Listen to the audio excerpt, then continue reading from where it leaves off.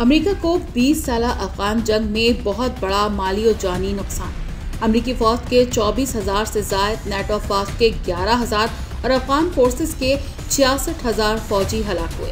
जंग में $2 करोड़ झोंकने वाले अमेरिका के जाने के बाद आज 63% अफगानी बच्चियां पढ़ने के काबिल नहीं, जबकि 34% अफगानी बच्चे भी पढ़ने लिखने की सलाहियत से महरूम हैं।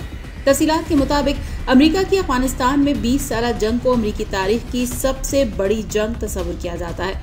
इस तवील जंग की वजह इस जंग पर आने वाला खर्च भी अमेरिकी तारीख में किसी जंग पर सर्व किया जाने वाला सबसे ज्यादा खर्च है। सब्सक्राइब करें धरती न्यूज यूट्यूब चैनल, पास ही मौजूद बेल आइकन को दबाएं और रहें धरती की हर खबर से बाखबर। गैर मुल्की खबरसां इदारे के मुताबिक क्योंकि अमेरिका ने अफगानिस्तान में लड़ी जाने वाली जंग के लिए पैसा उधार लिया है, तो उसकी अदायगी के लिए आइंदा कई अमेरिकी नस्लों को खून पसीना एक करना पड़ेगा।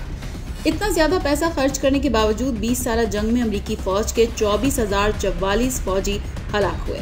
इस तरह अफगानिस्तान में अपनी फौजें उतारने वाले नेटो इत्तेहाद के 11,000 फौजियों की जान भी इस जंग की नजर हो गई। यही नहीं बल्कि अफगान फौजियों को भी इस जंग की वजह से वसी तादाद में अपनी जानों को गंवाना पड़ा। अफगान फौज के 66,000 से ज्यादा फौजी इस जंग में मारे गए। लेकिन इस जंग की दिलचस्प बात यह है कि अमेरिका की जानिब से तमाम तर वसाइल खर्च किए जाने के बावजूद इसे शिकस्त का सामना करना पड़ा, और शिकस्त भी एक ऐसे हरीफ से खानी पड़ी जिसके वसाइल इंतहाई महदूद थे। इस हवाले से अमेरिका को बैनुल-अक़वामी सतह पर हजीमत का सामना भी करना पड़ रहा है। दूसरी जानिब अफगानिस्तान को इस जंग की यह कीमत चुकाना पड़ी कि आज इस मुल्क के 34% बच्चे पढ़ने के काबिल नहीं, और दूसरी जानिब 64% बच्चियां पढ़ने लिखने की सलाहियत से महरूम हैं। अफगानिस्तान का इंफ्रास्ट्रक्चर भी तकरीबन तबाहाली का शिकार है। सड़कें टूट फूट और स्कूल की बेशतर इमारतें मुनहदिम हो चुकी हैं। दूसरी जानिब अफगानिस्तान के सदर अशरफ गनी ने ओहदे से इस्तीफा दे दिया है और अपनी टीम के हमरा मुल्क छोड़कर चले गए हैं। बताया गया है कि अफगानिस्तान के सदारती महल में होने वाले मुज़ाकरात में तालिबान और अफगान हुकूमत के मुल्क में नई अबूरी हुकूमत के क़याम का मुआहिदा तय पा गया है, जिसके तहत अशरफ गनी ने अपने ओहदे से इस्तीफा दिया।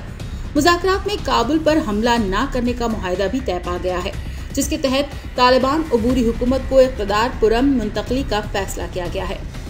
अली अहमद जलाली नई हुकूमत के सरबराह मुकर्रर किए जाएंगे। सारे मामले में अब्दुल्ला ने सालिस का किरदार अदा किया।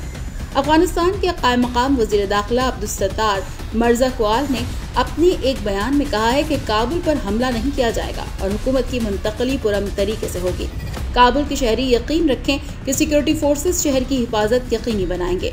दूसरी तरफ तालिबान ने काबुल में पुलखर्ची जेल का कंट्रोल संभाल लिया, जहां से तालिबान अपने साथियों को निकाल रहे हैं, जबकि अफगान तालिबान के अहम तरीन लीडर मुल्ला अब्दुल गनी बरादर काबुल पहुंच गए हैं और तालिबान ने मुल्क में आम माफी का ऐलान भी कर दिया।